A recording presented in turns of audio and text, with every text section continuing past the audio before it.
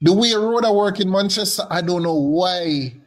We not even can say why it's a neck and neck because we have to wait until the last ballot count to call the seat for maybe Rhoda. And it shouldn't be that case because it's not about performance anymore.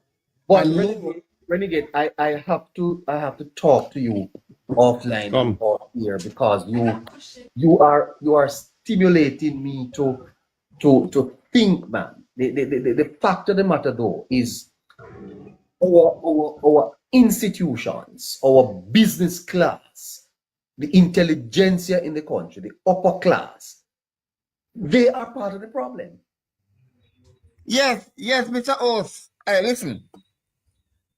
You realize that when the PNP was in government in the 90s, leading up to 2006, and the economy was going down, and the belt tightening was getting tighter and tighter, you realize that all these institutions were silent. They were all silent. All of them was loaded. Omar Davis as the greatest finance minister ever. Some was ranking him to Alan Greenspan in America. Before that comes in, you speak of individualism, that it's an individualistic behavior. Yes, yes. And it is embedded in our culture. You expand on exactly what you mean when you say it's individualistic. It is about what I can get. What is it that I benefit personally? Right? The road will fix in the community and the water main lay and everybody have water. But just because you never get 25 chicken, you don't go vote. Simple put. amen. Ask for a water tanker, you not get it, so you not vote. My brother, the general improvements in the country, it not benefit everybody, sir? It benefit everybody, but it don't matter to most of the people. They do not matter. Yeah. All right, look at it this way. Look at the 3 constituencies in Westmoreland over the years. One of the constituency ruled by the longest serving prime minister in this country. The other 2 served by senior government minister and deputy leader at the PNP party. And when you look in terms of infrastructure, road, light, water, it is the worst right across Jamaica. It is the worst. So what I say to you, and these people voted consistently for decades. I can attest to that, Winston. It's right in my constituency. Go ahead, Churchill. Well, then you are saying to me then that the performance of the government is not sufficient to win it a third term? No, the government cannot win this election just on mere performance. Exactly. That's true. It has to be a mixture. It has to be, you have to galvanize every element that out there. Yep. You have to capture all the elements that come with election in one package. If you have a job and you are performing your job and you do your job evaluation year after year, not that your employer keep you on, man, based on your performance. All right, like I give you an instance. I personally believe I have the best member of parliament in Jamaica. That is Mr. Darrell Vaz. But yet still, you think all what Mr. Darrell Vaz have done in the constituency since he came here from 2006, right, and get elected 2007, you think that will stop the PNP from come out to election every time and vote against him? No. No. Every chance that they get, they come to the poll and they vote against him. Wow. And sometimes they come to the constituency office, he help them with back to school, he help them with medication bill, he help them with everything. But when the poll call, they put on the orange shirt and then vote against him. John James, how are you, sir? Good. I am here. I'm listening to what I consider to be a fruitful discussion. I hear some salient points. Good night to the panelists. Good night to those in the chat. And Yes. to the host. Yes, Joshua. the host especially, so you save the best for last. That is why I didn't greet him first. You know, one of the pointers that was made is individualism. That's where I would want to start, because Jamaica, unfortunately, tend to think about what is in it for me instead of what is in it for the country. You know, some people ask if road can yam. You heard the Prime Minister mention that, because persons are not thinking that if businesses are created within the society, then what that means is a job for me, a job for my son, a job for my grandson, a job for my nephew. And so I benefit directly, not just indirectly, but directly from the creation of that business. When call centers go up, I hear people saying, boy, them rich man there. And the taxi man not thinking that, boy, I have 100 more passengers to choose from than I had before. And I use the term 100 because it may be 3,000 persons working there. But you have now, out of that 3,000, depending on where they live, you know, I now have 100 more passengers to choose from that I never had before, right? And if I have 100 more passengers, then the opportunity for me to buy another taxi and put on the road to expand myself.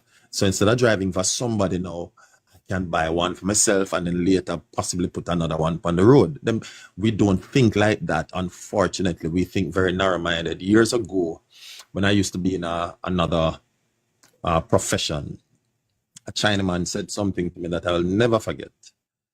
He and I was doing some business, and there was a guy who was setting up someone to rob me. And one of the guys who was working with me told me about it, and then the Chinaman spotted him when he was trying to make his move. And the Chinaman said to me, look how you treat these guys good. And I was puzzled. And this is a guy who was deported, and I gave him a job, right? And then the Chinaman said to me, black man can't see past them nose, right? It may sound insultive, but it is true, because the man is looking at the closest thing that him can see. Me rob the man there, and me take away him pay bill, and me have a food for eat for 3-4 days, and broke again. He's not thinking that, boy, once I continue to work with this man for a while, I have a steady salary coming in. And that steady salary allow me to save and until I probably can move away from that job. This is the same man who was deported and nobody never wanted to work with him, right? So we are individualistic, and the PNP has capitalized on it so very well. When the PNP is going to say, boy, do not pay down the debt so quickly, right? But rather take a 20% or a certain amount and give to poor people. It's not poor people I'm business with. Is to say that, boy, listen me, the money better in your hand than to pay down the debt. Instead of saying to the persons that if as a government you have less debt, then what it means is that the bad road that you have that mash up the Chris car that you buy for $2-3 million, right? And when it break out your shocks, and that shocks is going to cost you $35,000, it benefits you and save you that. Instead of the $10,000 where you get in the yard, no, right? Where you think, some boy, John, or the politician, cool. I know cool him cool, I take you for fool. And you're operating like one, right? So, and when he pays down the debt, and having paid down the debt, there's more money now to take care of your street lights, and you get water in your community. Instead of I pay the truck man for carry some water to you, and every time you pay him for full of tank is $5,000 to $8,000. You pay him for full of tank, which is costing you more. Huh? And our mind don't work like that, unfortunately, because we are not visionary in the way we think. Right? I hear, I think it was Winston that spoke about people are not afraid to vote against the hard-working politician, which is true, because here it is that the people down in Portland, I don't know, I forget the name, you know, the Vazes, right? They're down in Portland working out them hard. Portland has never been this good before. And if you have one bad road that don't fix, all of a sudden them now do nothing. because people are more loyal to party than to country. Huh? It's about making my party get in, because when my party get in, me can get something in my hand right away. Okay? So if I have a choice between you teaching me to make a chair, and every time me hungry, me can make a half a dozen chair and go sell them and put on my markup, or you give me 10 grand in my hand, the 10 grand is going to be upfront now. But what it means is that every time I'm hungry, I have to come back to you. So I take my chance with you teaching me how to make the chair for myself. All right, so we have diagnosed that as an issue, but there also has to be a winning formula. You know the problem, you have done the analysis, but you still need to pursue winning the election. How are you going to do that? I hear the guy saying, boy, you have to get into some transactional politics. Do you agree with that? No, I don't. And what I think we need to get into is to have a multi-pronged approach. The PNP, again, and one of the things I try to do when I have an opponent is to study my opponent. What makes him successful against me? Right? Because you can learn much from your opponent, especially when he has been successful. He may not be overall successful, but any form of success that he has, study his successes, right? And by studying his successes, then you say, okay, how can I modify that and use it in a positive way to my advantage? So what the PNP has done very well is that they're always in election mode, always, right? As election done, them gone back in an election mode. But what they do when they're in election mode is to muddy the water for the reigning party, which is the Jamaica Labour Party. So how does the Jamaica Labour Party learn from this? Is to make sure that they form alliances. The PNP recently did something that was so wrong, but it was smart. It was very, very wrong. They had a media party, and it's not the first they did it, right? Peter Phillips, having lost the election, right, to Andrew Holness, right, having taken over from Portia and became leader of the People's National Party, realized that the people never liked him. And they never liked him because of what he did to Portia. What Peter Phillips did thereafter, he had what is known as a media party, when he invited a lot of media personnel. And right after that, the media started liking the PNP again, whatever, because what they did, they presented themselves as humans to the media personnel. But that is one side. The other side is that I'm sure that the food that them eat. I remember I have a friend, well, an alliance who's a journalist, right? And he said when the JLP calls a press conference, you have something to drink. But when the PNP calls a press conference, it's like a banquet. You have something to eat. Not just something to eat, but it's like a banquet. It's a feast. So what the PNP does, they know that people licky and capitalize on it. Even our people in media, sir. Even our people in media. And so they have lost their objectivity because they're for sale. Right? But Joshua. One moment, sir. I just want to make a quick point, Churchill, before I forget. Someone mentioned about Uptown and getting the Uptowners out. I think if we look at Delroy Chuck look uptown, him son uptown, right? The classic Chinaman look and quite stoic in the way he deliberates. What I believe is that when we're looking at candidates, we must look at the candidates according to demographics, right? Yes. What demographic we want them to serve, and we place the man who look like the people in the constituency, right? And we give them a mandate. We don't just place them there. What we do, we give them a strategy. They can build around that strategy. But we say to them, if you're gonna go after uptown people, then you must also live up there, and then you must be able to go to their parties. Because them no one hear them grave digging. You have to relate to uptown. Right. Them don't need it to come to them grave digging. But they have their family gatherings, and because you live up there, then you're going to be invited. You know, when they have their birthday party and the Sunday evening brunch, you make sure that you're there. The Anglican church that them go to, make sure that you turn up. You're not an Anglican, but go to them Anglican church, because that's all them focus on is Anglican, because they have a sense of religiosity, right? And so, and then because you're their friend now, you can tell them I was just passing by, and you're not just their friend, but their MP. So that's their MP as someone who is relatable, you know? And that is where we ought to start, right? That is one angle to pursue it from.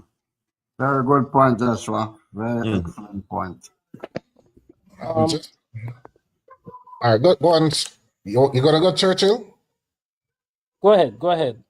All right, Joshua. You mentioned something just now in your closing statement that the uptown people, while you don't really need to go to them. No, sorry. You mentioned that the PNP find that there's a strategy to win over Jamaican. You mentioned in layman terms, Jamaicans are licky, and PNP realized that, so they use that to their advantage. No, you also mentioned that you have to study your opponent.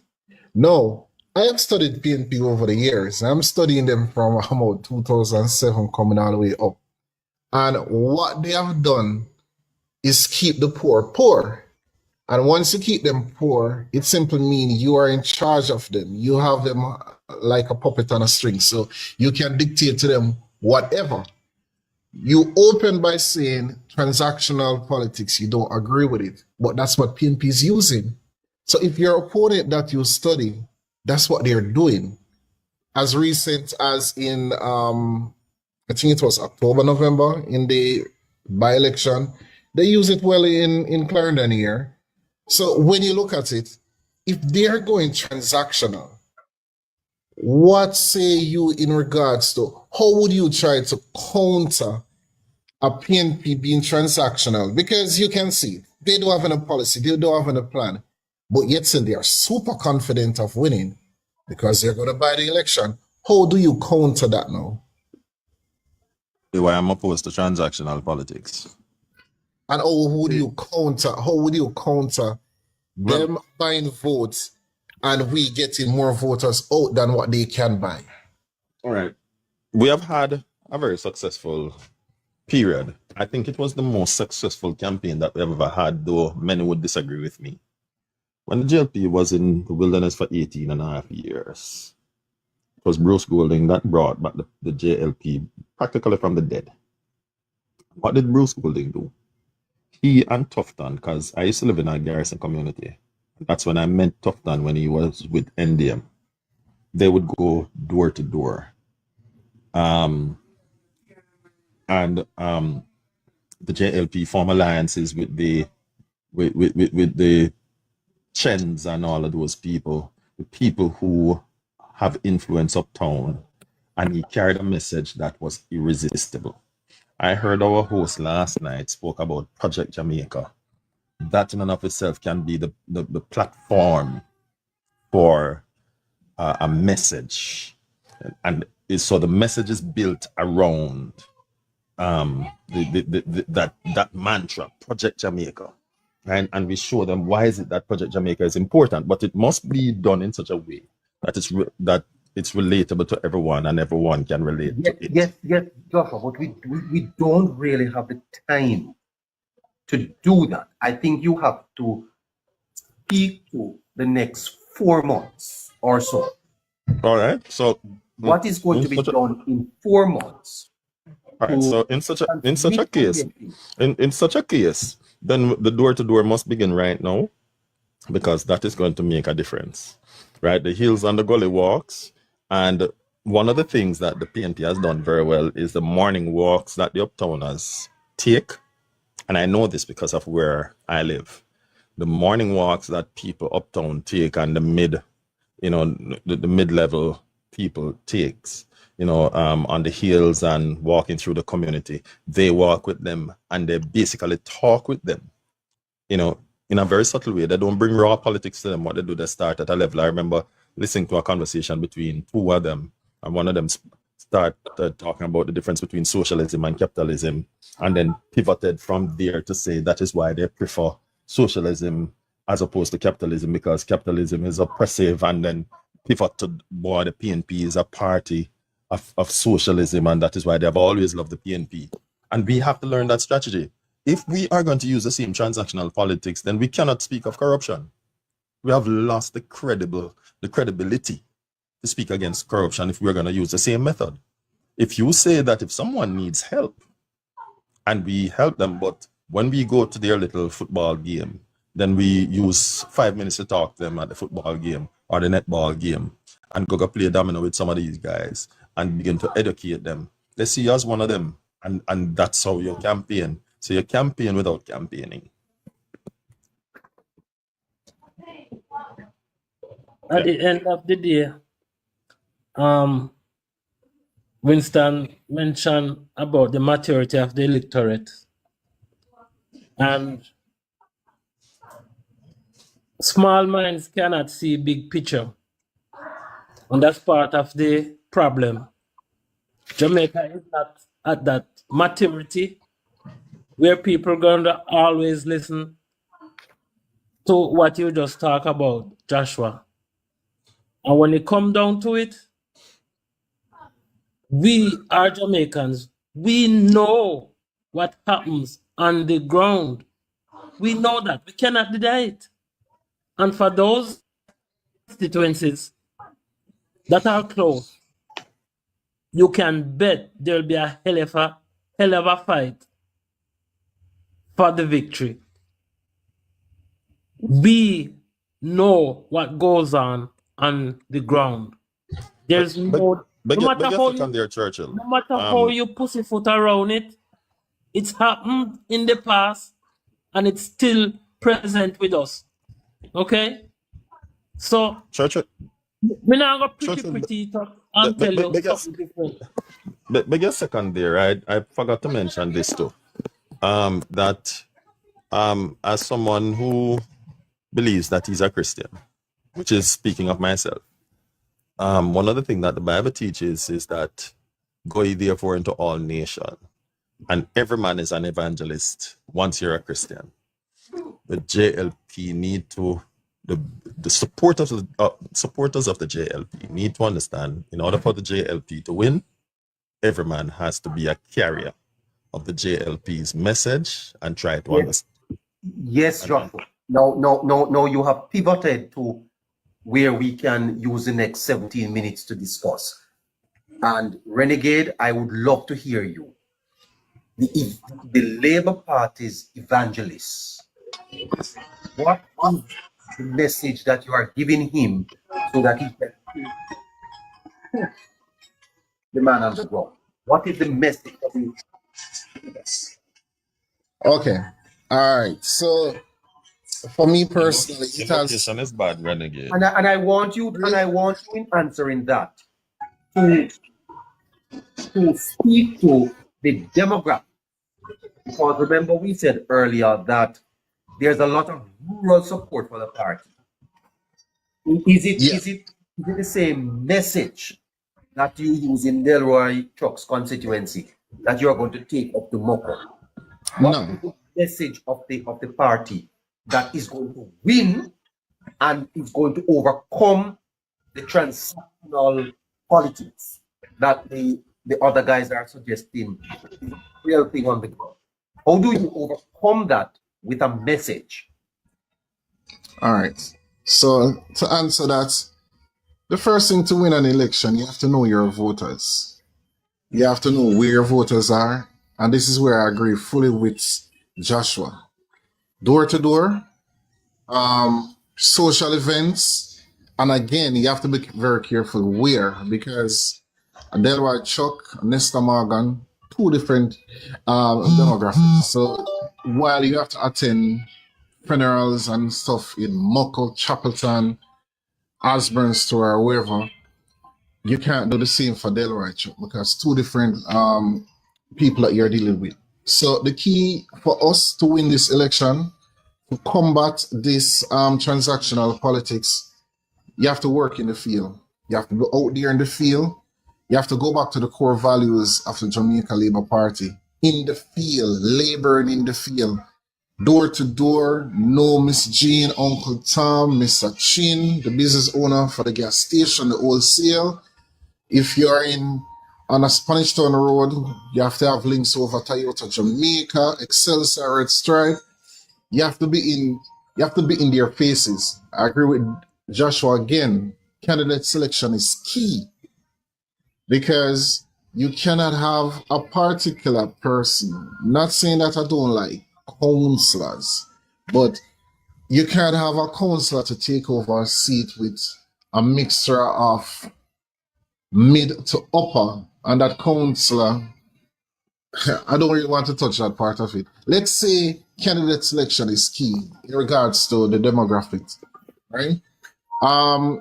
Currently, I think we're in good stead. The real campaign as relates to being out there doing the door to door. I think door to door is going on so far because the leader would have sent out some strong warning and message from last year. So MPs, caretaker, all the candidates who are listed for now, they are out there doing their canvassing and all of that. So they should know by the end of this month where they are. I think this is the last month for numeration, so that is key as well. And that's why I believe election will be called on the new voters list coming out May 31st. So our candidates have like a couple more, maybe a week or two to get their house in order, get new person on the voters list and know the numbers. Data is key as well. It's 2025. We have to use technology as well. Yes. There's some stuff, I don't really want to say much, but there is a new technology that we're using in Western Jamaica. It's also, well, St. Elizabeth is Western or Jamaica Justice now. And it's tried and tested local government election and it works well. It works in the by-election for South Trelawney. So technology is key. And I think we need to focus more on that. So while the lines and the yapping and all of that, Renegade, are you saying at this point that some of the candidates may have to be replaced? no, I'm not saying that because it's a bit too late to do that. I think that's suicidal to actually change certain candidates right now. Because doing that, I think it's too late. We don't know when the election will be, but we can all say it's maybe 2, 3, 4 months from now. What can a candidate get done within that time? Can that person do door to door? Why would we be even wrong? I mean, we are acceptable. Why would we wouldn't have settled the candidate issue already? I think, well, we don't really discuss certain parts, but it has to be said, poor management and organization, and we have to call a speed at time. We have the handle, so we know that 2025 is the year. So these things should have been done right after local government election, consultation, the meeting, start to source new candidates, replacement. All of these things should have been done and give candidates enough time, one, to enumerate and to get to know their constituents. Because And I will add something to such. We have to build strong teams around some of the candidates because some of the candidates are very good, but they need experienced people around them.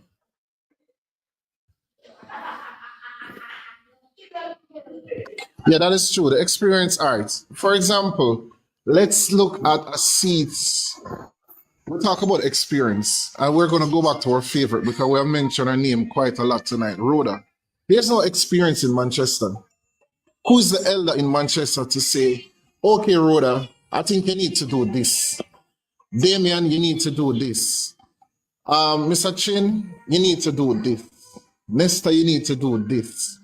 We don't really have that strong elder, that experienced member of parliament to really hold these candidates and walk them through certain process. And I guarantee you, if we had those type of elders in February in central Jamaica, I think the conversation would be totally different right now.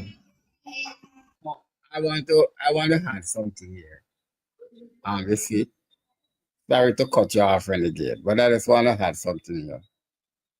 You see, in most cases,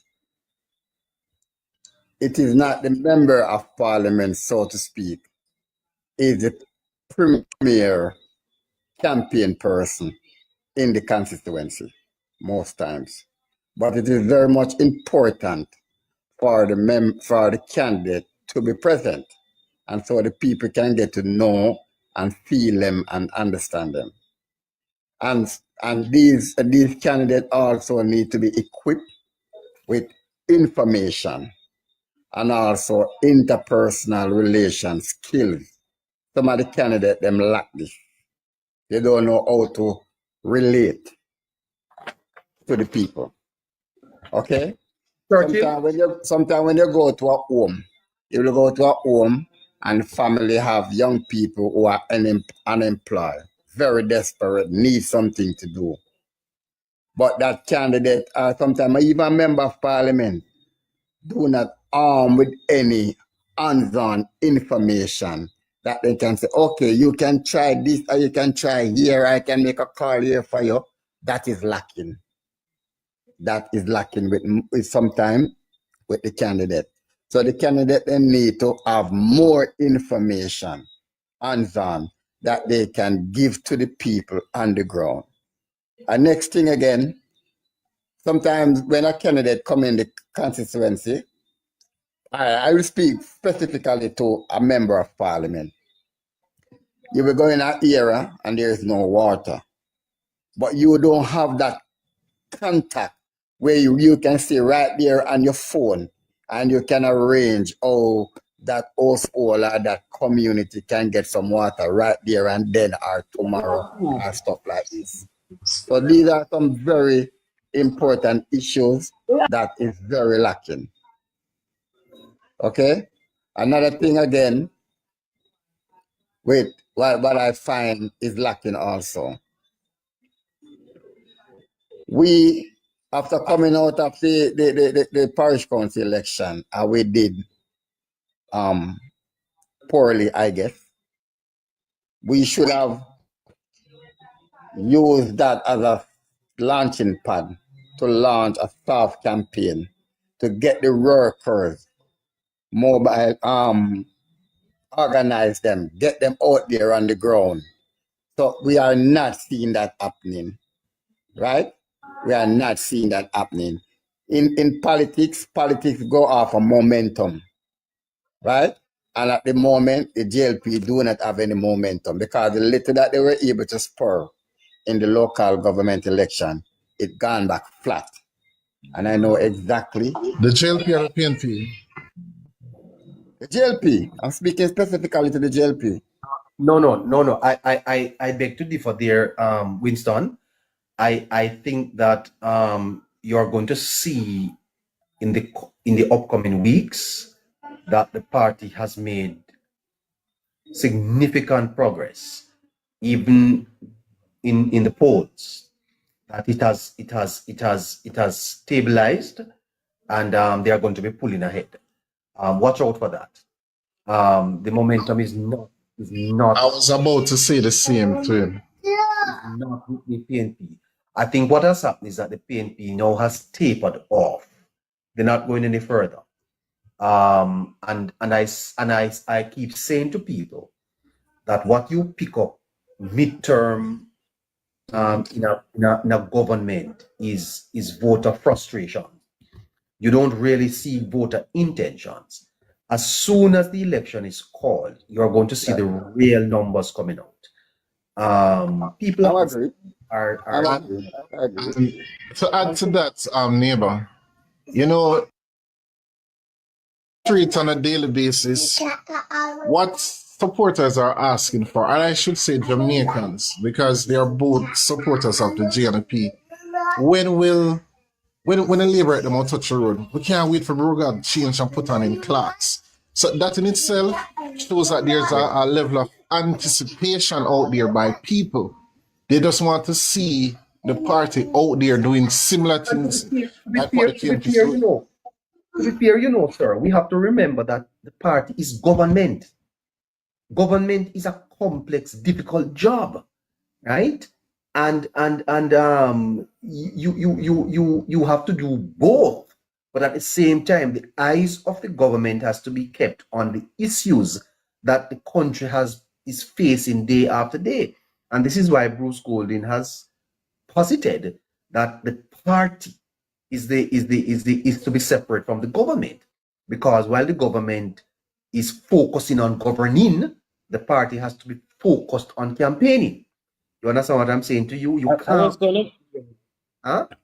was gonna make that point, neighbor. That's a very sad point I was going to make. But that is not here now. That is for the future. Again, I'm just gonna reiterate that the close constituencies, a lot of work gonna have to be done because them are gonna come after them. And we have to implement a process where we can make sure that these things do not happen. How they're gonna do it, whether through infiltration of special agents, some form of policing has to be done.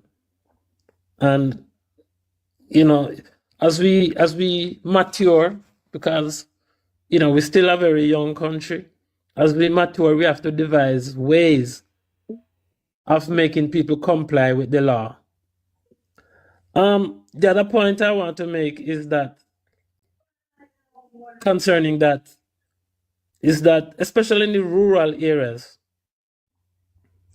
all the agents within a polling division on the day of election, they know the people who come in to vote, and as soon as they see my stand, then check off his name. If they see Miss Jane, then check off her name. So you have to compile all of that data and compare it to your final count, what you expected, why did it fall short. You have to do that analysis, and that will tend to tell you what's going on. And then you follow that up with people who didn't show up, who you expected to show up. All that analysis can be done, put all that data together to get a true understanding of what's going on in every single division. And you tally up everything and analyze, so you have a good picture of what's going on in every constituency. That is not hard work. It may be laborious, but it's not hard work. So, Renegade, at this point, we're about to close. How do you see it at February 6th, almost 9 o'clock? How do you see it? I didn't get the question. I'm about to wrap up now, so I'm asking you to give us your general overview of how you see the things playing out over the next couple of months. All right, so within about 2 to 3 weeks from now, I think we should complete all admin and logistic as it relates to candidate selection, getting certain targets, and getting our house in order. And then the real, I think, budget, because we are government, so we don't have the luxury of being out there daily. And then hit the road. You will gradually see the momentum, the motivation of the base, and people start to see exactly what direction the new administration will be taking, which is the Jamaica Labour Party, as it relates to the ongoing project, the policies, the plans. So those persons that were sitting on the fence will gradually start to make up their minds. You're going to see polls start to show the JLP surging ahead. And of course, we will gradually shift away from that 34, 35 seat and getting closer to 40 seats, leading up to, let's say, maybe 2, 3, 4 months down the line. So I'm seeing a victory for us. It won't be easy, but it will be done with good organization. And I think as soon as the campaign really touch the ground and people you said it won't be easy. You said it won't be easy.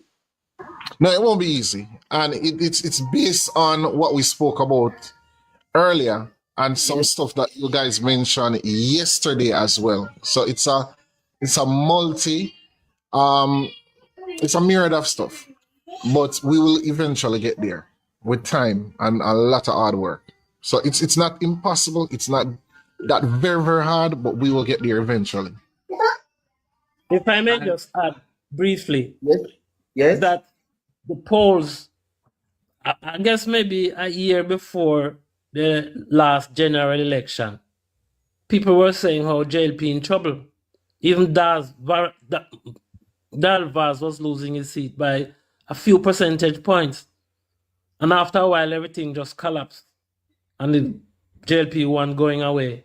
You guys have to remember, about a year going into the election, what the polls were saying. And JLP eventually won it going away. Winston? Yes, just short few words. I just want to say that any party that is able to put all the pieces together and manage that effectively will be victorious at the poll. Thank you, my friends. Churchill, Renegade, Winston, and all of you who stayed with us. Some of you joined, some of you left, some of you went other places, but you came back. You can depend on us to provide you with effective analysis of the politics going forward. And what no other channel is doing over here on TikTok is that we are doing a seat analysis so that we can project what is going to happen later on this year. So until next time, thank you so much for joining us here on Politics Plus, and we shall be with you soon. Good night, everyone. And thank you for having us. Right. Good. Don't forget Jamaica, Project Jamaica. Don't forget that. Yes. Yes, Politics Plus is promoting Project Jamaica. We'll do a little bit more work on that, Churchill, and have it ready. We're still working on the studio. Dayton Best General Secretary. Wow. Good night, Judy and Francis. Good night. So long. So long.